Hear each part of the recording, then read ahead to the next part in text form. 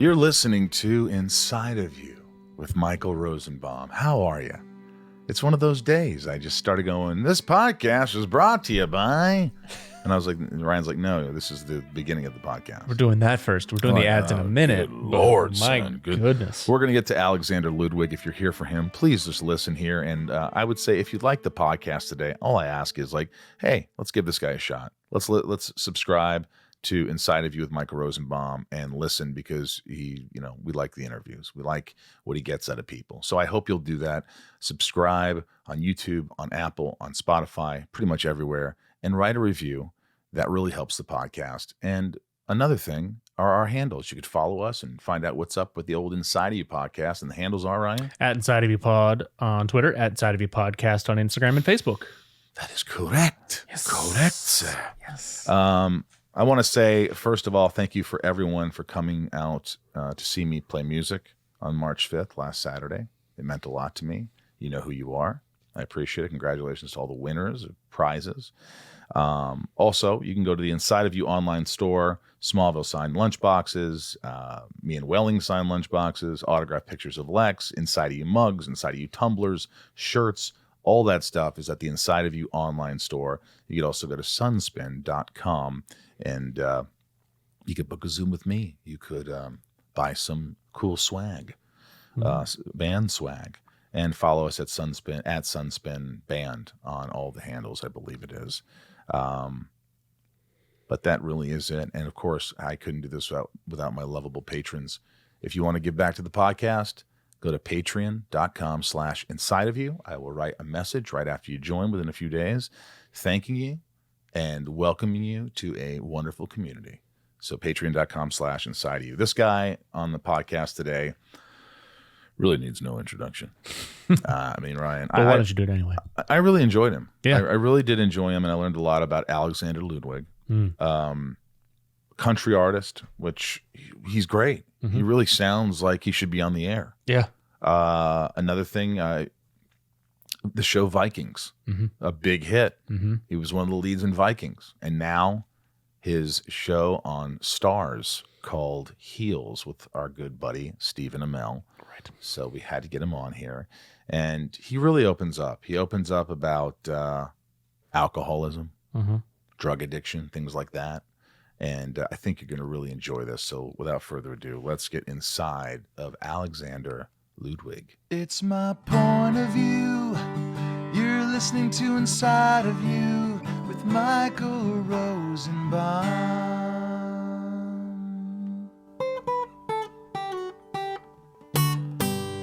Inside of You with Michael Rosenbaum was not recorded in front of a live studio audience. You there, bud? What's going on? Can you hear me? Fucking A rights, I could hear you. I'm trying to be Canadian right now. Well, fucking right there, you hoser. Fucking right then. Right, man. My buddy's Chris Pronger, name drop, but he plays for the St. Louis Blues.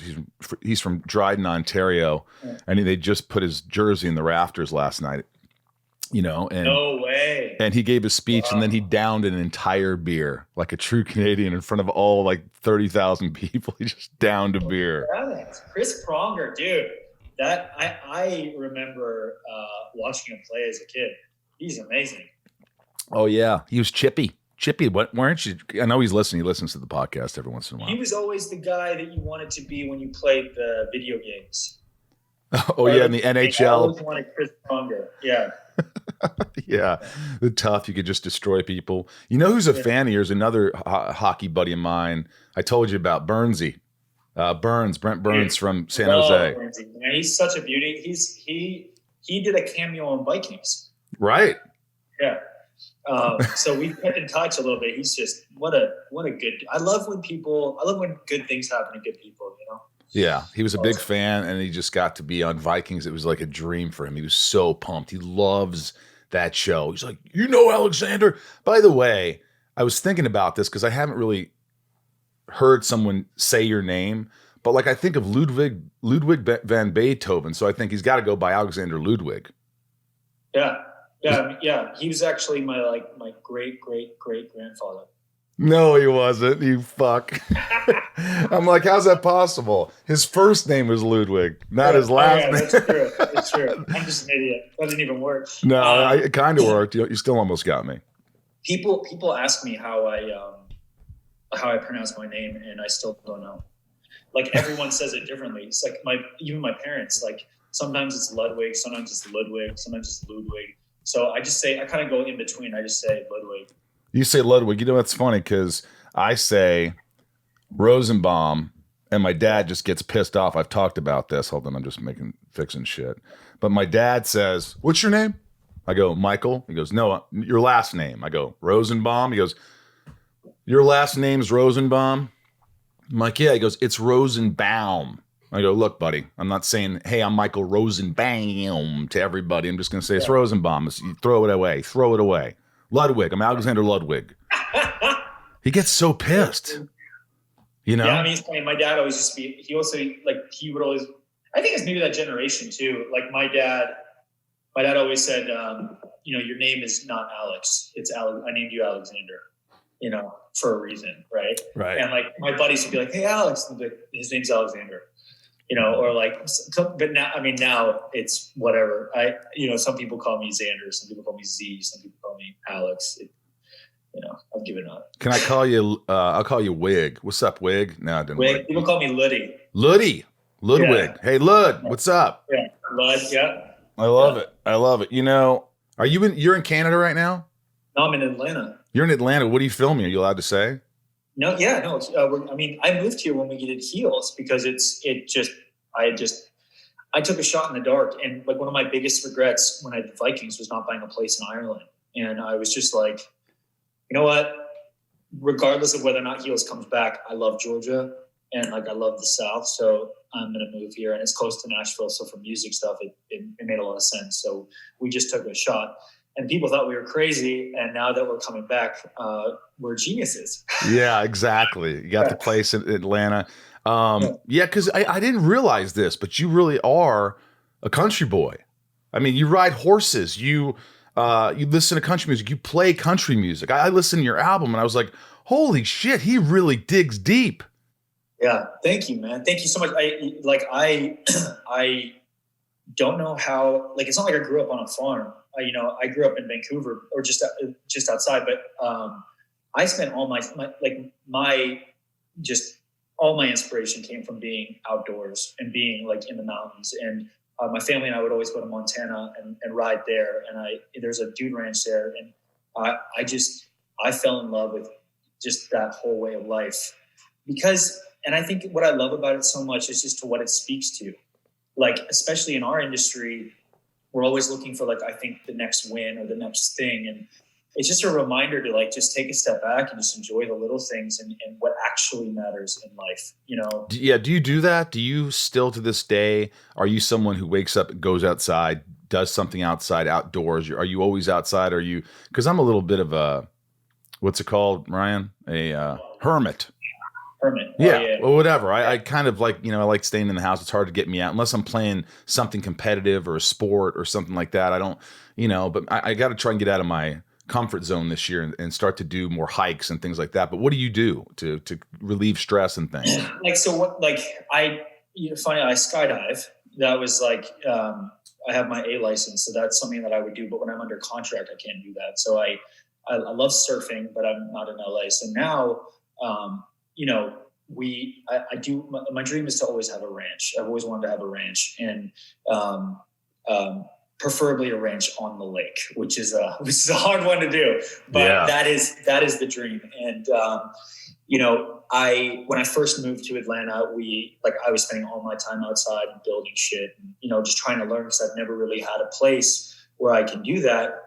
But now, especially like these next couple of weeks, it's just been like I spent a week, like last week, doing absolutely nothing for like the first time in a long time because I was just so burnt out and just like I need to just turn it off. But like I'm usually like writing music, or I love being outside. I love hiking. Like I do love being in nature, but I wouldn't say that like hiking is my jam. Like I love like rock climbing or like just something where like I noticed that I'd been spending too much time inside, so I went and did a jiu-jitsu class this morning, like stuff like that. So I try to do stuff, right. But yeah, not, it's difficult, like with our life, there's just no structure. So it's really hard to like, be like, okay, well, I'm not working right now. So it's like, I need to have my own plan and my own structure. So yeah. Have you ever not been in good shape? Every role I see you in, you're ripped. I mean, whether it's Vikings or whether it's heels, playing the wrestler or whatever it is, you're always, national champions. I mean, I can go on, but like, is it something that's just part of your routine? Like you have to work out because you just enjoy it, or do you work out because it's part of your, your career? When I was in high school, I was a really late bloomer, and me too. I think that really kind of fucked me up mentally. Like, I think I didn't realize at the time, but I was like, like everybody's chasing girls, and I'm just this like, what the hell, like, what's going on? Yeah, no hair on the balls. Yeah, I experienced the same thing. Not a pube in sight. Not a pube. Praying. I used to pray for pubes. I swear to God, I go to bed at night and go, "Dear Lord, give me pubes." Yeah. Dear Lord.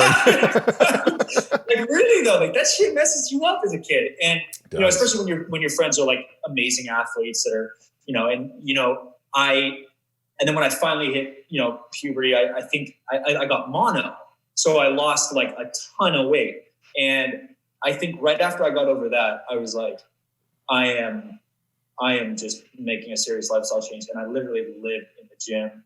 And I think ever since then, I felt so good. And I think ever since then, I just like, it's more just for mental health than anything. Like, I like feeling good. Like, I feel really like, my head just gets really weird if I haven't exercised. You said your head gets weird. Do you mean you get sort of down in the dumps, depressed or anxious, like stressed, or anxious, or just like, I just don't feel centered. So I think that just working out has kind of always been just a part of my life. And I miss sports, and so I'm trying to find a way to do that. It's hard, like with like with our industry, it's like you're not really allowed to do anything that I really love doing. When you're like on a series, like I can't just like go skydiving or go climb something. It's like, so. Wait a minute, you can't do that stuff, but you could throw your body around in a wrestling ring and just destroy yourself. But you can't do that. You destroy yourself on our time, not exactly. On your time. Isn't that what happens? That's exactly what happens. They're paying you a lot of money. They want you to be alive. They want you to be on set so they could destroy you. I mean, do you do a lot of your own shit? Like on the Heels, by the way, guys, is on Stars. It's awesome. It's like amateur wrestling, right? Yeah. It's about what's that? I mean, it's about pro wrestling in small town Georgia, and these guys with big dreams that want to make it out of their small town. And I've never. I wouldn't say that traditionally I was like brought up on it or something that I was like crazy about, even though I did watch it as a kid. But that whole way of life is just so fascinating to me.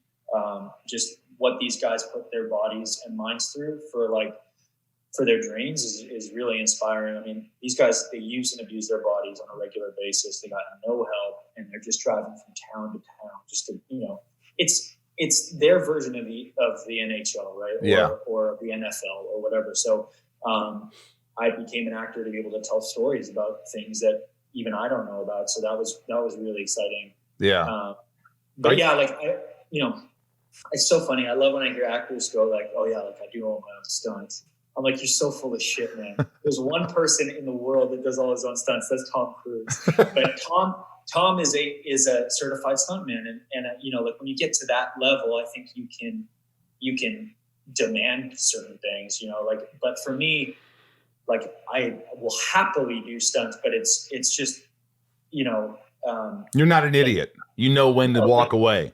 Yeah. And also not to mention, like, this, like stuntmen make an adjustment on a stunt. So it's like when you don't, like you want to look out for your fellow stuntman too. So, but like Stephen and I talked about this, and like, you can't really fake it when you're doing a show like Heels. Like you can't just like fake wrestling in the rings. Like most of that stuff we learned to do. And I would say 90% of it we did do, but there's certain things that we have incredible stunt guys do, like fall off of the top of the cage. Like they're not letting us do that. There's just no way. And it'd be stupid of me to do that because we don't need to. It's probably hard to stop Amell, though. Stephen likes to he loves wrestling more than anybody. And I know that he likes to do his own stuff and he gets injured and things like that, but he goes the extra mile, doesn't he? For sure. And that's one thing I loved about him too. Like, I didn't know what to expect when we first met each other. And, for me, I've always gone into like stuff just with the mindset of, look, we don't have to be best friends, but let's just show up and give 110% to everything we do. And remember how grateful we are. And Stephen was that and more. Like, he's a brother to me and I love him. And he cared so much about this. That he's got such a soft spot for wrestling and is such a massive fan of it. So he was such an asset to me, and we really pushed each other, I think, to just get the best performances possible. I mean, the last episode of Heels, I swear to God, the crew thought we killed each other because we went all out, and I'm so grateful to have a partner who would do that with me. Do you like that? Do you like that intensity where you're like, is it a feeling of, I don't know if he's really serious right now, but I'm going to, like you're keeping up, almost like, are we fighting right now? He's doing a little more than I thought he was going to do that we talked about. Yeah, I love that. We did a take and I remember we saw it back and we were like, nah, like this isn't working. And we're like, all right, let's do one. Let's go all out on one. This is going to really hurt and it's going to suck, but let's do it. And he's like, 100%, let's go. And that's fun as hell. And you feel like you just like went to war together or something, like you're just like, wow, we really did that. Were you hurt? Did you feel afterwards like, oh my God, what hurt on you or him? Oh man, dude, like wrestling hurts your body in ways that you never could have, or that I could have expected. I mean, you're just sore everywhere. And and it's always the things I never would have expected that hurt. Like the crazy stunts don't hurt nearly as much as like the simple bumps. Like when you're just falling flat back and you're just like, your bell is rung and you're just like, man, that was like, it's like the weirdest feeling. And you really got to go into it. Or, it's like anything. I guess they'd say the same in football. It's like, if you go in half-ass, like that's when you get hurt. Right. So like when you're tackling a guy or anything. So. This podcast is sponsored by BetterHelp Online Therapy. Everybody knows these guys. Everybody loves them. I love them. Ryan? That's great. Yeah? Yep. It's helping you. I'm getting a lot out of it. Amen. Mm-hmm. Look, folks, relationships take work, especially the most important one you can have in your life, and that is your relationship with yourself. A lot of us will drop anything to go help someone we care about. We'll go out of our way to treat other people well, but how often do we give ourselves the same treatment? It's true, we don't. We're not good to ourselves enough. And you got to be good to yourself, and you'll learn how to be good to yourself. But one of those things you could do is join BetterHelp. This month, BetterHelp Online Therapy wants to remind you that you matter just as much as everyone else does. And therapy is a great way to make sure you show up for yourself. Ryan, what would you say BetterHelp is doing for you? It is helping me to learn about myself better, how to treat myself better. And just talking about things that are bothering me, however big or small. Yeah, because sometimes you think, oh, I have friends to talk to. I have no, you can't be absolutely open with your thoughts and your demons and your just with friends or people think they take it's so easy, like, oh, I don't need to worry about that, and it builds up and it builds up and it festers and we all implode at some point. So we got to take care of ourselves, and BetterHelp Online Therapy is there to help us. BetterHelp is online therapy that offers video, phone, and even live chat sessions with your therapist, so you don't have to see anyone on camera if you don't want to. It's much more affordable than in-person therapy, and you can be matched with a therapist in under 48 hours. Give it a try and see why over 2 million people have used BetterHelp Online Therapy. This podcast is sponsored by BetterHelp, and inside of you listeners get 10% off their first month at betterhelp.com/inside. That's BetterHelp.com/inside. Thank you, BetterHelp. Couldn't do it without you. Inside of You is brought to you by Magic Spoon. I don't know about you, but as a kid, I loved eating cereal. I loved the boxes and all the flavors and just, but as an adult, you start to realize, Ryan, that, that wasn't really good for me. And it sucks because you love cereal. You love the taste of cereal. But what if I told you that you could still have cereal in a healthier way? I'd love to hear that. Well, you're going to hear it. Magic freaking Spoon. Magic Spoon. Growing up, cereal is one of the best parts of being a kid, but I had to give it up because I realized it was full of sugar and junk that you really shouldn't eat. We're all trying to eat better, but healthy breakfast doesn't have to be boring. Magic Spoon has the amazing flavors you love, but without all the bad stuff, and it's amazing as a midnight snack right before bed. I've been trying to cut down on the carbs, the sugar, the unhealthy food, and realize basically I can't eat anything anymore. Ryan, but I can have this. I can have Magic Spoon. Tell me what's in Magic Spoon. 0 grams of sugar, 13 to 14 grams of protein, and only 4 net grams of carbs in each serving. Only 140 calories a serving. Wow. It's keto-friendly, gluten-free, grain-free, soy-free, and low-carb. Build your own box. Available flavors to build your own custom bundle are cocoa, fruity, frosted, peanut butter, blueberry, cinnamon, cookies and cream, and maple waffle. I like peanut butter. It's always been my favorite. It's delicious. It reminds me of, I won't say, but that's what it reminds me of. That's good. And it's just tasty. Ooh. It's tasty. You can eat it whenever you want, Ryan. Whenever you want. No one can tell you anything. Listen, folks, go to magicspoon.com/IOU to grab a custom bundle of cereal, and be sure to use our promo code IOU at checkout to save $5 off your order.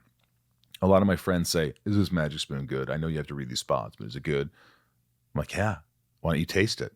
So I had a tasting contest, not a contest, but a tasting. And I gave it to like 4 different friends, like, dude, this is pretty good. They were all really surprised. Magic Spoon is so confident in their product, it's backed with a 100% happiness guarantee. So if you don't like it for any reason, they'll refund your money. No questions asked. I don't know who wouldn't want to get it then. It's pretty self-explanatory. You get a box of the cereal that you know you're going to like, and if you don't like it, they'll return it. Try it. Give it a shot. Remember, get your next delicious bowl of guilt-free cereal at magicspoon.com/IOU and use the code IOU to save $5 off. Thank you, Magic Spoon, for sponsoring this podcast. So talking about that, because you get beaten and battered doing these things, and it's amazing how you kind of went all for it and just said fuck it, and the producers are like, let's go, don't hurt each other, just but keep in mind we've got another season hopefully to do here, and then you do it and then they get it. But Stephen says he wants a plunge pool like you have, and he says he's serious. He wants you to promise him on the podcast right now that you'll hook him up. All right, Stephen, I'll hook you up with a plunge pool. I know the owner. I was really lucky. I saw this thing online, and I was during COVID, like during our quarantine, I was so bored, and I was like, I want to talk to somebody who I'm like fascinated by. And Wim Hof was somebody who I admire so much. I don't know if you know anything about Wim Hof, but we call him the Iceman, and he basically like invented cold plunge therapy, and he's broken numerous world records. He does not get sick. They injected him with E. coli and his body beat it. I mean, he's fascinating. So I ended up getting on a live Instagram with him and started asking him all these questions. And I've always loved the cold water. It's like, I just feel like when you're in that much pain and you're like, you have to go inwards and you have to kind of just like breathe through it. And it's really, how cold are we talking about here? When you plunge into this water, how cold is this water? Yeah. So like, I'm trying to think freezing's 32 degrees. Okay. So like my plunge pool is at like 43 or 42. And how long can you stay in this plunge pool? Well, I did 15 minutes, which was way too long. I did 15 minutes and then I was just like shivering the whole day. So usually I try to do like five minutes or so. It's just like an ice bath, after a workout or something. And you do this all the time? I try. Yeah, I tried it. Right now, I moved it onto this like structure in the backyard, so I got to fill it back up again. But yeah, usually I try to do it like every day or every other day. Dude, I look at all the stuff you've done. I mean, you got Heels, the Vikings, which was huge. You played Bjorn, right? Bjorn. Yeah. And that was huge. Hunger Games, National Champions, Lone Survivor. You got them. You got all these things. First of all, I want to know with all these, you've worked with big actors. I mean, Sandler and Marky Mark, or what's it, Wahlberg, Mark Wahlberg. Yeah. I still think Mark. You fucking said Marky Mark before, and it got in my head. But Wahlberg, who I love, Jennifer Lawrence, right? Mm-hmm. So there's got to be, out of all these great actors or icons, someone had to be an asshole. You can't work with guys that are just awesome all the time. Dude, I just said this. I did a podcast yesterday, actually, and I just said this same thing. And I stand by this, man. Like, whether it's Will Smith, Mark Wahlberg, Anthony Hopkins, any of the people that I've been fortunate enough to work with, the one thing they have all had in common is that they are good people. And I mean, really, really good people. I mean, they're businessmen, there's no doubt, but they treat everyone with respect and they're humble. And that gave me so much hope, because I realized that kindness does win at the end. It really does. Yeah. Like I feel like most of the people who, and I haven't really worked with assholes ever. Like, I really mean that. Like, I've usually been able to I've worked with people who other people thought were assholes, but I've never had that experience. And I just feel like usually you can find some sort of commonality or a way to, have some sort of camaraderie on anything you do. But I just feel like sometimes it's the people who aren't where they want to be, and are lacking that gratitude, that are really, really frustrated. The guys who think they deserve more, they certainly deserve. 100%. Right. And I think all those guys at the top have done something. They're all so well spoken, and they have mastered themselves.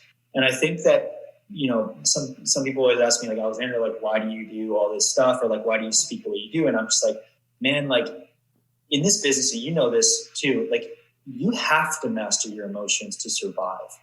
Like, if you don't, this business will eat you up, because, it is so easy, especially when you're starting out, to compare yourself and to look around and feel less than. And when you realize comparison is the thief of joy, and I'm going to put my horse blinders on, and I'm going to put one foot in front of the other, and not look left, not look right, be grateful that I'm getting paid to do what I love, then the world is your oyster. And it's so much easier to preach it than live it. Like, don't get me wrong, like, we all have our days, but that is the huge takeaway I've taken from all these people, is just an immense amount of gratitude. And everybody has a bad day, but I'm sure. There's no doubt. I'm sure Martin Lawrence had a bad day. Dude, Martin blew my mind. I mean, I've heard stories of Martin from back in the day. That man is really special. I love him. Did you ever see the movie Life? He's genius. Yeah, and he gave me the time of day like you never would expect. I remember when we finished Bad Boys, I bought Will and Martin this like necklace that said like Bad Boys on it. It was this gold necklace that I had this jewelry company engrave, Bad Boys on it. I gave one to Martin and one to Will. And Martin wore it to the rap party, and wow. He's just one, he's just such a good dude. And his buddies his sister's amazing. The buddies that he surrounds himself with, they're all, so I don't know what he was like back in the day, but whatever it was, I have nothing but incredible things to say about that man. He's just so lovely and just was there to work. I remember I was a guest on Conan O'Brien, and he was the main guest, and I was just sitting in my, room and kind of a little nervous, right before, and all of a sudden there's a knock on the door, and it opens up, and it's Martin Lawrence. I'm like, because I had told somebody, I'm like, oh, I'm a big Martin Lawrence fan, and he looks at me, he's like, hey man, what's up? And I go, hey dude. He's like, hey, you do your thing on there, man. You do your thing on there.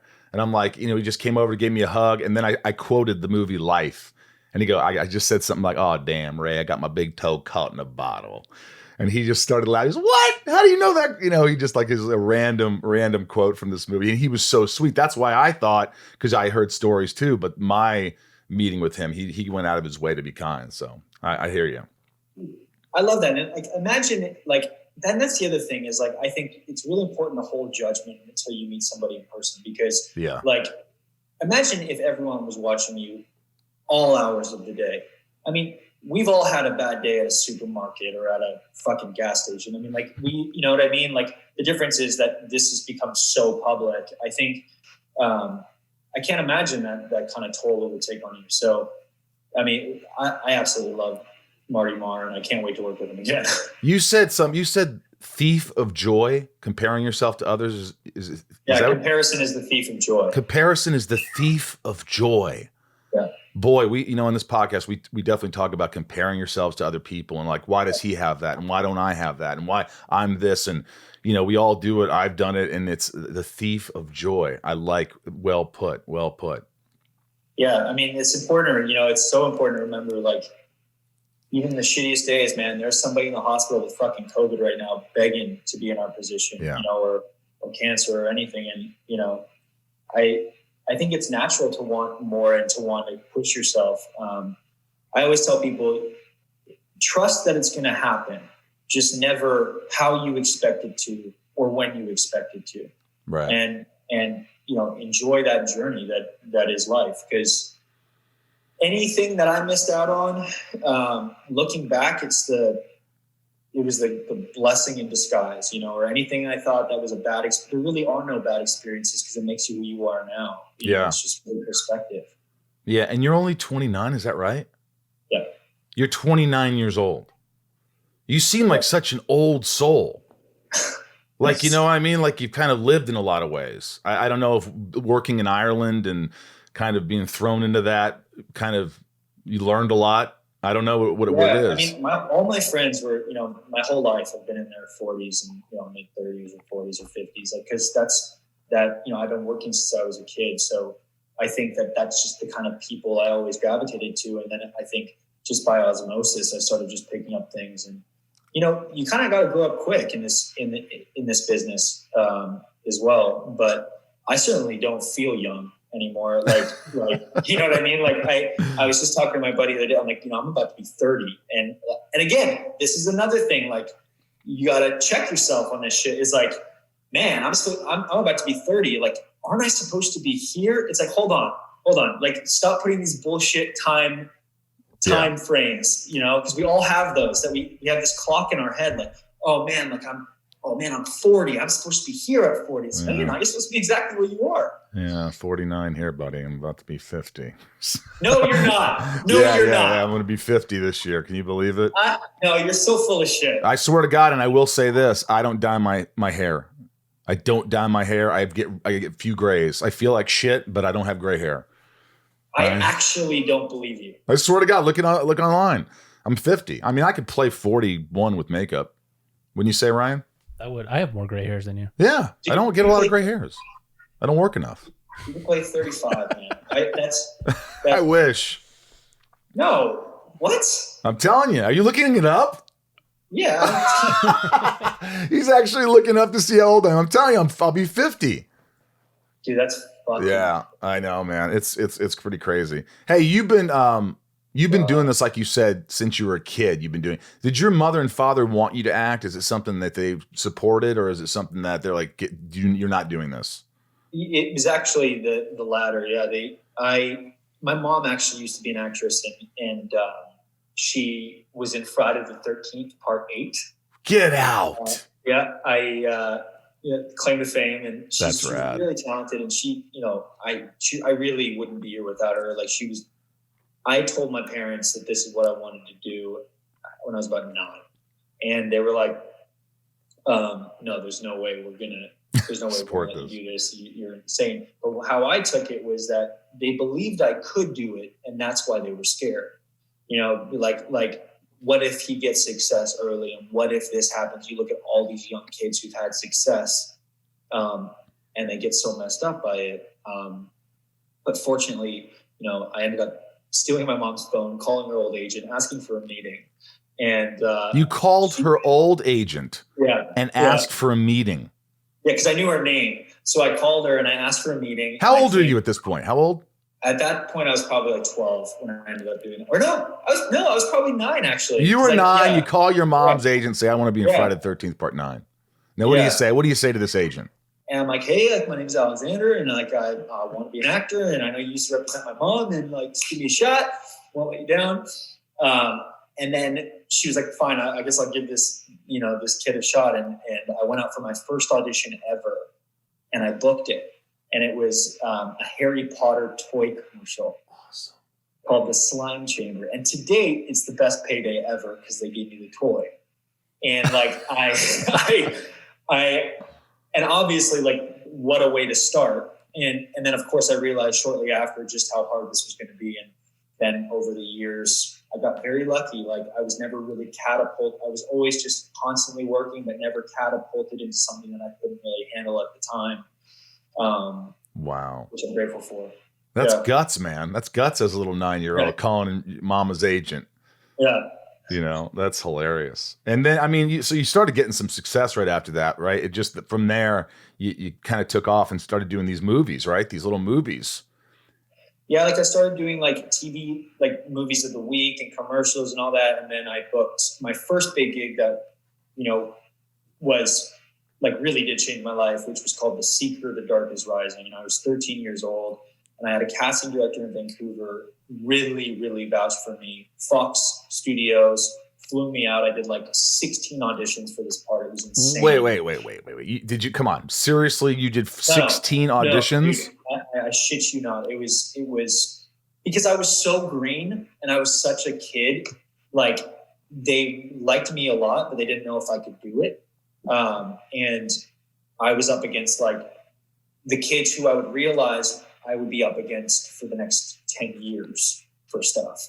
It was always the same group of people. And he booked one job and I booked the other. And it was like, but that movie was supposed to be like Harry Potter. That's what they had thought about it. Like, this will be the next Harry Potter. It was obviously, it was a big bomb for the studio, but it was an amazing experience. And after I booked the role, within a week, my mom and I were off to Romania, and we shot there for 3.5 months. And, all along the way, she had, at times when I didn't believe in myself, she always believed in me. And I really wouldn't have this career without my mom. She really was my saving grace, because she knew how badly I wanted to do it. And she supported me the whole way. I saw a picture on your Instagram of you and your mother. I think it was at an airport or something. Yeah. That's kind of why this is like at the top of my mind, because it was her birthday like a couple of days ago. It was her birthday? Yeah. She's probably my age. Mom? Yeah. She's older than you, don't worry. Are you sure? Yeah. I don't know. I mean, seriously, I'm 50 here. You could probably be my son. You could. Oh my God. Shit, you were almost my son at one point. No, I'm kidding. No, that's insane. So you have this bond with your mom. She just pushed you through it. So someone who really tried to discourage you in a way to not be in this, because she knew how hard it was and the whole business, how dirty it can be. And you were motivated and you decided to do it. And then she was right there with you during the whole thing. Yeah, without a doubt. Oh, it's funny. Mike O'Malley's calling me right now from Heels. Sorry. Mike O'Malley created Heels, correct? Yes, tell him you're doing an interview with Michael Rosenbaum. He put a song in the second episode of Heels, one of our songs from my album. Are you serious? Yeah, you can hear it in the background. It's kind of background music, but it's from my band Sunspin. It's actually a scene with Mike O'Malley at a table in a restaurant, and what is it called? Summertime Neighbors playing in the background. I was pumped. I was like, thanks, dude. I had no idea that you did music. It's awesome. Yeah, it's completely different from yours, but I think you'll appreciate it. Hopefully, I don't know. It's not for everybody, but it's for some. And yeah, the band's Sunspin, and you just go Alexander Ludwig, right? Yeah. That's the bit. Do you get weird when you hear your music, or you like hearing it? I mean, around other people, do you get kind of like nervous? Because I mean, it's so country. It sounds like it could be on the radio right now. I mean, it should be on the radio. It sounds like something everybody in Indiana, where I grew up, would be listening to on the radio right now. WGBF. Man, yeah. I really, really appreciate that. It's I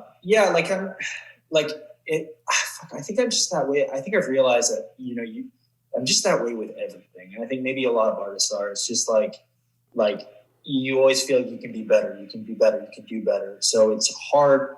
It's hard sometimes to just sit back and just appreciate what you have done. Right. What do you think when you listen to that right now? What's the first thing that goes through your mind? When I listened to that just there, I was like, oh yeah, that does sound pretty good. I'm pretty happy with that. All right, there you go. Yeah, so I appreciate it. But like you were also like pumping up my tires, so that was nice. It's but like that how that all happened is just a true fluke. How? Why was that? I realized that, like, I've been writing music my whole life, and I realized that I had this real short window of time to pursue it if I wanted to, right after I finished Vikings. And I was like, you know what, I'm going to take a shot at this. So I started hopping on planes, going to Nashville. I had no direction whatsoever, and I just started meeting whoever I could, writing with whoever I could. And I told them the same thing, which was that, you know, this is not a vanity project for me. Like, this is really my life, and I want to do this as long as I can. So I'm not expecting a record deal. I'm not expecting anything. I just want to keep coming back. And about a year into me taking these trips to Nashville, this band came up to me in the airport and said that they were big fans of Lone Survivor.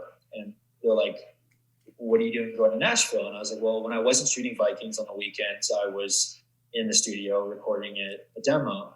And, you know, country music has always held a really close place in my heart. And I'm trying to figure it out. And I was like, you guys are obviously a band. Who do you play for? And they go, Jason Aldean. Now, Jason is like one of the biggest country artists in the world. Yeah. And somebody who I grew up listening to and who I love, and who has since become a really close friend. Wow. And I ended up sitting behind the band, behind Tully in specific, who's like, Jason, he produces with Jason. He also plays bass for him. And I sit right behind him on the plane, and we talked the entire way. So it was really a fluke. And by the end of it, we ended up working together. And then BMG caught on, who signed Jason. And we got a meeting and signed the record deal. And from my understanding, we're going to drop the album this year, which will be great. So Is the album done? Is the album done? The album's done. I mean, I always want to keep, you know me, like I always want to keep making it better. So it's never done until it's done. But right. Yeah, we've got more than enough songs for the album. Does he sing on the album? No. Jason doesn't, but I would love to do something with Jason down there. Yeah, but you kind of said, has anybody ever told you kind of have a little, there's a little Kenny Chesney in there? Yeah. Have you heard that? Yeah, I mean, I get that a lot, and that's obviously the greatest compliment ever. Of course. I grew up listening to Kenny, and I love him so much. And randomly, I ended up in the same kind of.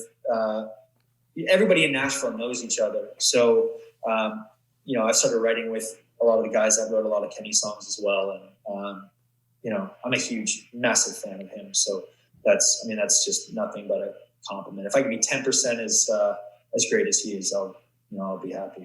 So you're really going after it. You want to continue doing the acting as hard as you can, and you want to have a music career. That's what I said to the president of the label. I just said, man, like, I'm here for the long haul. I'm not going anywhere, and I love this. So I believe that now is a very interesting time. More than ever, people can do both if they can manage their time properly. And I'm fortunate to be in a place right now, like with my career, where I have a little bit more say into like what my schedule looks like. Right. Don't get me wrong. If one Scorsese called me up tomorrow, that's a different story. But for the most part, we have a pretty good idea of what the year will look like, which means that I can be like, okay, this is when I'm doing Heels. This is when I'm going on tour. And then this is when I'm doing X, Y, or Z. So, they're on board, and it's naive to think that it will happen any quicker than my acting. Like, it's going to take years and years and years, but that's okay because I love doing it. All you need is one hit song, someone to support you, someone there to plug 3 that minutes song. change your life, man. 3 minutes change your life. That should be a song. Write a song called 3 Minutes Will Change Your Life. Exactly. It sounds like me in the bedroom. My engineer it's a lot longer than I am. Trust me. Brian didn't like it, or maybe he did. It was relatable. I think it's relatable to everybody except porn stars. Did they put any songs of yours in Heels? No, they haven't. But there's one that we wrote that I love called "Rough Around the Edges" that I want to put in Heels season 2. And Mike's all about it. We were trying to find a spot for it, so when it makes sense, we're going to put it in for sure. Inside of You is brought to you by Patreon. That's Patreon. Guys, Patreon These people give back to the podcast, and it's an amazing community. And I message them after they join, and I love this. And if you're a patron, thank you. If you're joining, thank you. Folks, if you enjoy the podcast, you love talking about episodes, you want to stay involved with the Inside of You community, I highly suggest that you check out what we're doing on our Patreon. It's quickly turned into one of the coolest things I've been a part of over the last year, for sure. If you want to get early access to episode content, Check out the Patreon. if you want to interact with other fans of the show, Check out the Patreon. if you want to get exclusive access to have your questions asked during the show, Check out the Patreon. heck, if you just love what we do and want to keep this train rolling, Maybe check out the Patreon. doesn't take much to get involved, and I'm there all the time chatting with folks and putting together live hangouts. I literally would not be able to do this without my patrons. They really make this podcast possible. I love them. To get more involved in the community today, head over to patreon.com/insideofyou. That's Patreon, patreon.com/insideofyou, and I will see you there soon. Dude, you're so open. You know, in 2019, you disclosed a whole bunch of stuff, like personal, like you were, you went through depression, anxiety, which a lot of people on this show talk about. Like Zach Levi has come out with, his mental well-being, and Stephen Amell has come on and talked about it. I mean, is that something that you're comfortable talking about like, dealing with depression and anxiety and substance abuse and all that shit? Or is it something you get? No, absolutely. It's funny. Actually, my mom, when I signed on to do Heals, my mom called me and was like, hey, like, I didn't realize that Stephen has been open about some of this stuff. Like, that's crazy. And like, we've bonded over that, like I basically went through like a really, really rough time. And I mean, it was bad. It wasn't like, like it starts off just like, you're hanging out with friends and everything's fine. And then you realize that there's something like inside of you that's, that you're kind of just trying to hide.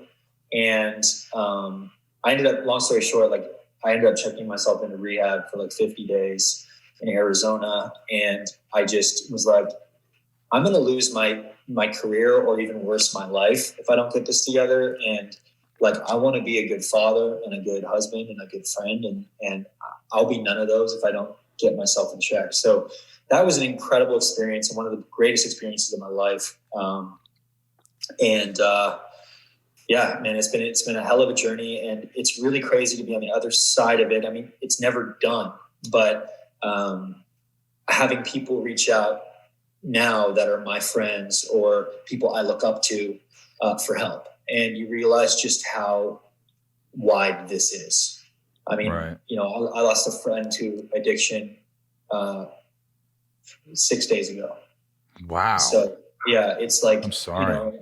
It was heartbreaking, man. He was 22 years old and such a good kid. And it's just like, there's no reason why that shouldn't have been me.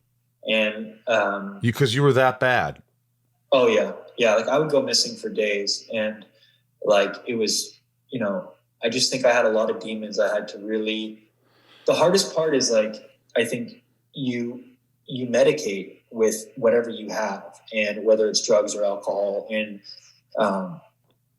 And suddenly when you get sober, it's a really scary period in your life, because what was your higher power, for lack of a better word, what you would turn to whenever you were feeling, down or out, it's not there anymore. And now you got to actually like deal with these issues. So there's no magic. I always tell people who are like struggling with addiction, like, there's no magic pill. Like, you have to really want this. Like, you have to really want a better life. But there is a better life. I've been sober for almost 4 years, and it's remarkable how much the universe can reward you in ways you've never expected when you finally decide to love yourself. Yeah, that's the hardest thing in the world. I've talked about it before, is loving yourself. It sounds so cliche and like, you got to love yourself before you can love someone else. But it's fucking true. It's true. Yeah. And it's hard to love yourself. I mean, it seems like, of course you should love yourself. Everybody loves themselves, but like really answering that in front of a mirror when you're alone is a different story. And I've struggled with that. I don't know, I definitely have my demons and insecurities and thoughts of like, they're going to find you out. You're not really that good. You're not really that, and being so hard on myself. So lately I've lately, I say the last couple of years, I went to a treatment center too, but it wasn't for substance abuse. It was just, I felt like completely lost, completely just lost. And my friends were all surprised when I said, I'm going someplace for 3 weeks and I just need to clear my head. And they're like, because I'm always the guy who organizes sports and activities for everybody and has people over the house. And they're like, what? And I was like, yeah, I just got to do this for me. And it was amazing going there because it was cathartic is the word, because you go there and I felt like nothing could help me. And then you start to talk to people who you feel like really care about you. And you start to let out these emotions that you never thought you had, that you never thought things from the past affected you. And it's kind of like cleaning shop. It's like, hey, man, I got to take care of my body. It's like, mental health and therapy is just as important as working out and all these other things. They go hand in hand in a lot of ways. And so I get it. Not loving yourself. Did you learn in those 50 days to love yourself? I learned like tools. I think that loving yourself, it's so much deeper. It's definitely something that you like, it's an active, every day, comes with its own struggles, and some days are easier than others, but I certainly realized what the issues that were kind of influencing this this feeling I had about myself were, and how and what I could do to kind of start addressing it, and like you talked about being the guy who, that what you did is like the hardest thing. Like that is the hardest thing. Like to leave for even 3 weeks, like that, like most people never give themselves that, that is so brave to just be like, look, I have an issue, and again, this is what I always say to people that are stuck in it is like, it is not your fault that you are an addict, or that something happened to you, or that you were beaten, or that, whatever happened to you as a kid happened. But it is your fault if you do nothing about it, because your life is entirely your responsibility. And that's essentially what it is in rehab, is it's just, you learn to take responsibility for your own life and for the person that you are and the person you want to be. And, I always say, like, I wish everybody could experience a version of it, because you realize, like, I was in there with homeless people who had just come off the streets with nothing, and were coming off meth, to billionaires who had invented world-changing technologies. And it was like, it did not matter who you were or what you did. Everybody had the same issue, and we all bonded over the fact that we were trying to get better. And that was a really, really special time. Wow. Well, I commend you for opening up and talking about it, because it's, it's something that I love hearing stories, and it just, if anything, it's going to help somebody else out there. They're like, that's why I like talking about it. Is like, I remember, like, part of what really helped me get through it too was, like, I started like doing some deep digging into, like, am I alone here? Like, are there other, and then I started realizing, oh my God, like, he's sober. I'm like, shit, like I got nothing to hide. Like, I'd rather just live my truth. And, what is it you do now? Like, in terms of, like, if you're anxious or you feel that feeling coming on and you're like, you think about that, it's almost like withdrawing from cigarettes. I know what's going on. You're like, I just need a cigarette. I just need one. You let it, and all of a sudden it will pass. That will pass. Is that what happens? Those feelings just slowly pass, and you distract yourself with something healthy? Yeah, for sure. I mean, a lot of it is like, they always, in AA, they always talk about, like, HALT. It's like, you hungry, angry, lonely, tired, or thirsty. Like, check in with all of those first. And it's so true. Like, so much of the time, and like, I want to drink or whatever, like, it's one of those. And then it's just really, like, meditation is really important. It's something I need to, like, sobriety is truly like a game of, it's an early man's game. It's a game of just, like, being accountable and being like, okay, I'm going to meditate today. I'm going to work out. I'm going to eat healthy. So when I'm not doing those things is when I feel myself getting into trouble. And COVID was a really, really tough time for a lot of people. Obviously, especially people I knew who were struggling with addiction, because there was your community you kind of lost. It's like that idea of, like, going to meetings and doing all that. So I really felt for a lot of people through that. But for me, it's just every day it's a new day. It's a beautiful day, and it's comes with its own challenges, but we're just lucky to be here. Are you more apt to say, yeah, kind of like myself a little more than I used to? I mean, is that safe to say, or? Without a doubt. Oh my God, man. Like, I'm a better husband, brother, friend. It's like, it's night and day. I'm still the same guy. And I just think that so much of my identity I was never an asshole. Like, I was always nice to people, but I think so much of my identity came from taking care of others, whether it was hosting everybody at a party, right? Or being the guy, right? Like, that was the thing. And then I realized, man, this is like serving everyone but me. And like, I'm not like, this is all ego driven. This is not how I want my life to be. Like, I want to grow as a human being, not just stay here, Yeah, so, you're absolutely right. Sometimes the most important thing is you take care of you. If you can't take care of anybody else until you take care of yourself. Exactly. That's for sure. All right. This is called Shit Talking with Alexander Ludwig. And these are fast if you want, or you can answer them any way you want. But these are from my patrons. These are people who follow the podcast, give back to the podcast. So they had some questions for you, and you could just, spit them out. Abel F. If you could create a spinoff of a character you did not played in your career, what? I did play in my career. I guess so. Yeah, that's it. What would it be, and what would that pilot look like?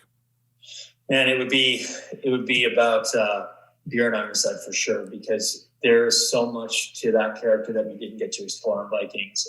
I wish we did a whole season in Africa, because we filmed in Morocco for like a week, but there's a whole season there that could have been just Vikings in Africa, which I think is so fascinating. And you shaved your head too. Pardon? You shaved your head for Vikings, didn't you? Yeah.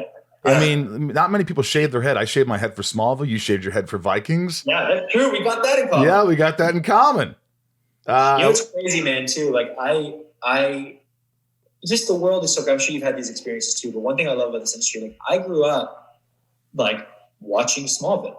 Like, I grew up watching you. No, I did. And it's like, it's so crazy now to be like, man, like, we know each other. It's so funny how small this industry becomes. Yeah, I agree. Joey L., how intense was it learning the fighting scenes on Vikings? Learning them wasn't as hard as like doing them, because when you're like, it's more like learning a dance and choreography. But we had like some of the fight scenes, we had more extras than they had on Braveheart. And like, literally, I'll never forget one of my favorite experiences. Like, I was leading the charge in this one army. We probably had like 600 people. And then on the other side, there were like 600 people and like 50 something horses. And we had to run into each other. And like, I felt like, do you remember that scene in Bowfinger when they're like, yeah, like, hey man, like run over the freeway. Like, they're all paid stunt actors. You'll be fine. I was like, so like, are we just supposed to dodge these horses? They're like, yeah. I'm like, awesome. Let's go. And literally, like, you have these horses within like 5 feet of you, galloping past you as you clash into another group of people. Like, shit like that. You're just like, what is my life right now? That sounds dangerous as shit. Oh yeah. Michelle K., what is up with you and the number 7? Oh, good question. I don't know. I was born on May 7th. I weighed 7 pounds and 7 ounces, born 7 minutes to 7, which I think is pretty cool. Wow. My birthday's 7/11, so I'm always about 7 and 11. So I understand it. I understand. Little Lisa, what has been your favorite scene you've done with Stephen Amell on Heels? Was it that one scene you were telling me about where you guys go balls out? Yeah, that just from a personal perspective, that was probably, it was just such a great bonding experience for us. And what was that at the end of season 1? The end of the season was the last episode. It was only one season, so. Yeah. Exactly. Jesus. All right. Betsy D, loved everything you've been in, from Hunger Games to Vikings to National Champions. You're amazing.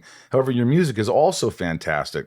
Loved Let Me Be Your Whiskey. Will we be hearing more from you soon? Now, you sort of answered that, but it sounds like we're going to hear a lot more from you. And thank you. Yeah, thank you so much. It makes me so happy that people are loving it. I'm not positive, but I'm pretty certain that we're releasing the album next year. Again, at one point it becomes the label's call, so I'm just waiting to hear exactly when. Right. But isn't it crazy to say I have a label? Isn't that cool? Dude, it's surreal.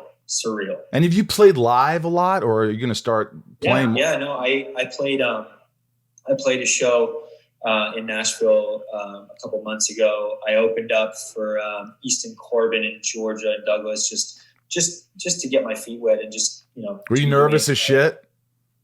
The Easton Corbin one was more nervous. It was like 1,000 people, and it was like my first time playing with my guitar, so that was a little bit more nerve wracking. But the one that I played in Nashville was just a freaking blast. And Jason played after too, so that was awesome. Do you wear cowboy boots? I wear my boots. I don't know if I wouldn't call them. I would just say boots. I wouldn't say that they're like straight up cowboy boots, but they're boots. Yeah, I like it. Lisa H, what's it like working with Dwayne "The Rock" Johnson? I met him once. He was really sweet, but nice or scary or intense? What is it? No, amazing. That's another example of somebody who is just a consummate professional and just a really, really good human being. I mean, Dwayne, when I did Bad Boys, I emailed him and I just asked like what he does when he works out, because they asked me to put on a stupid amount of weight so quickly. And he sent me a whole workout plan. He's that wow. The guy is one of the busiest people on the planet. And it's like, you didn't have to do that. So no, he's an amazing, amazing guy. That's awesome. David H, last question. Whose mentorship have you gotten the most from so far? The first people that come to mind for me are Travis Fimmel and Gustav Skarsgård. I'd say Gustav a lot in my life. He's a brother to me, and he's also sober, and he's just such a special human. And then Travis is also one of my best friends, but he introduced me to my now acting coach, Ivana, and he's just been a really, really big part of my life as well. Yeah. Last question. I know I said last question, but I know you just told Michael Rosenbaum on your podcast that everyone was really cool that you've worked with, but really, Rob Schneider in Grown Ups, are you sure? I never met Rob because I was in the second one, and maybe I don't even remember if he was in the second one. But I've never met him before. Really? I'll tell you, Sandler is one of the best people. Did he give you the Sandler yell? Ludwig, for the love of God! Oh yeah. And he actually called me a couple months ago to congratulate me on the music. Talk about another awesome dude. Awesome dude. He's amazing. Good dude. Yeah, Sandler. Jennifer Lawrence, man, that used to be my biggest crush ever. Did you crush on her? Were you totally enamored by her? That's a no. That's a no. You weren't. You were busy working. Yeah, I loved her. She was so great. But Jen and I only ever worked for 10 days together because a lot of our scenes weren't together until the end. But she was such a sweetheart and so talented and so funny, right? So funny, just so great. But I wouldn't say that we made it to that stage of friendship where I just felt like we didn't even know each other that well. Towards the end, we definitely became a little closer, but we really didn't work together that much. Gotcha. Yeah. So last but not least, what's coming up? You got the music coming up. You got Heels season 2 coming up that you're going to be filming. Anything else? If scheduling permits, I'm going to be going to Spain to shoot a Guy Ritchie film with Jake Gyllenhaal, and it's really cool. It's called The Interpreter.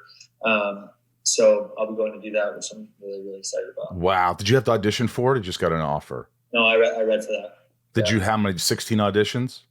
No, just one. Really? Just one audition? That was it? You nailed it? Are you really good at memorizing lines and all that shit? Good enough. I think I've done it enough that I don't put too much. I always believe in preparation, right? So it's if I prepared enough, by the time we end up doing it, it's I can just let it go and not really worry about anything. Have you met? I've not taken any of that stuff personally. For me, I'm never there to get a job. I'm there to give a performance. Nice. And I think that mentality it served me well. Brian, I'm also stealing that from Bryan Cranston. He wrote that in his book, and it's a fucking genius quote. Wow. Well, dude, this has been great. I hope you had a good time. Dude, I did, man. It's so good talking to you. Yeah, this is great. It was really great. Hopefully we can get together sometime. I told Steven, get me a part on heels. I want to, come down and wrestle with you guys. I would love that. I mean, for sure. I would imagine that they're going to build that. They're going to build that show out. So yeah, maybe some cool characters. That's got to be exciting, season 2, because they put a lot of money and a lot of promotion into that. You worked with Pete Siegel. I love Pete. Pete still owes me a role. He promised. His wife's my dentist, and great dentist to be a dentist. Yeah, I heard that. I think he's telling me that. Like, Pete, I don't even live in LA. Like, I would totally go see your wife. She's beautiful and she's awesome. Yeah. She's been my dentist forever, and she's like a mom to me. She's really awesome. Awesome. Hey. I went to college with his daughter, and she's amazing. So I can only imagine that her mom is awesome. Good family. All right, dude. Well, all my love. I wish you the best. I'm excited for you. I'm going to keep listening to the music, and thanks for allowing me to be inside of you, man. Yeah. Thanks for being inside of me. Come back inside anytime. Anytime. You got it. All right, buddy. See you, brother. See you, man. I mean, you can't really knock the guy, can you? I mean, he's gorgeous. He's got a fantastic body. He can act. He can play music. You can't hate the guy. He's got a lot of pluses. He's got a lot of pluses. As far as dudes go. He's doing all right. Yeah. He's doing all right, and I wish him the best. Thank you for being on the podcast, buddy. And he was easy to talk to. He's just a genuine guy. I really feel like I'm talking to a dude, just a regular guy who just wants to chat, and there's not any, preconceived or, this is the bullshit that people can carry and kind of present. So I appreciate that. Also, if you want to join Patreon, the people who are helping the podcast, go to patreon.com/inside of you. I love you, patrons. I'm going to read your names off. The top patrons get their names read off at the end of each show. I appreciate it. But join Patreon. Patreon.com/inside of you. I'll write you a message right after. Go to the Inside of You online store for great merch, and the sunspin.com store for band merch and Zooms if you want to Zoom with me. I'm also on the Cameo. I do the Cameo. You do the Cameo? I do the Cameo. You do the Cameo. Mm-hmm. Everybody's doing it. Everybody's doing it. Why can't I do it? Good fun. Yeah. Did you have a good week, though? Yeah. An okay week. Yeah? Are you working a lot? Yeah. Working a lot. And do you like it? Yeah. I mean, I have things to look forward to in the nights. I got a soccer league going, and I got... doesn't that help so much? Oh, that's great. It really takes something like... It's a release. I'm playing ice hockey a little bit now. And I was always a big sports person growing up, and just to have them available to you, I like being a part of team, and then it's exercise, and it's... We were shut down for a while with this pandemic, and now at least we can do some things that we love to do, and I didn't realize how much I appreciated them until now. Yeah. You're like, oh my God, just, hanging out with your buds and playing something competitive and just for an hour and a half and sweating it out. And team sports are a blessing because you get the physical activity and the hangout in one go. In one go. Yeah. You got to start softball again. Yes. What's a good day for you? Saturdays or Sundays? Saturdays. Okay. I'll remember that. Yeah. Let's read the top patrons. These are the top patrons. They give the most back to the podcast. I really appreciate them. And here we go. Nancy D. Leah. F. S. Correct. Sorry, Leah. Nailed it. Sarah V. Little. Lisa. You. Kiko. Jill. E. Brian. D. H. Correct. Nico. P. Robert. Smigel. No. Robert. W. No. B. Correct. And now Jason. W. Correct. Kristen. K. Amelia. O. Allison. L. Raj. C. Joshua. D. CJ. P. Jennifer. N. Stacy. L. Jen. B. S. Jamal. F. Correct. Janelle. B. Roger. Rabbit. S. Correct. Kimberly E. Mike E. Eldon Supremo. 99 more. Ramirez. Santiago M. Chad W. Leanne. B. Correctamundo. Janine R. Maya P. Maddie S. Belinda N. Chris H. Dave H. Spider-Man. Chase. Sheila. G. Brad. D. Ray. H. Correct. Tabitha. T. Tom. N. Liliana. M. M. N. A. Michelle. Okay. Correctamundo. Talia M. Betsy. I called you out on this last one. You didn't get it right. Betsy.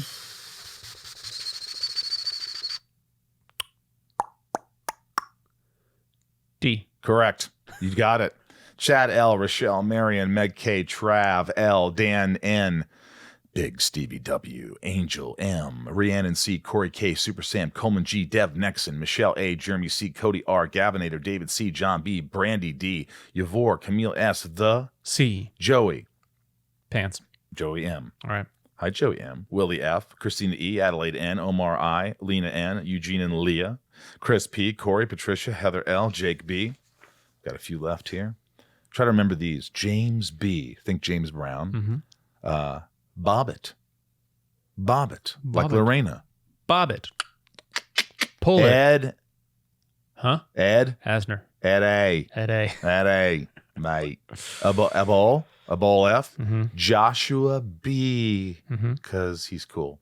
Tony G, Sean R, Megan T, Mel S, Orlando C, Annie, John B, Caroline R, Darren B, Rob E. We love you all. Thanks, patrons. I appreciate it. Thanks for spending an hour with us. Ryan and I really appreciate that. I do. Yeah, thanks for allowing me to be inside of you, all of you.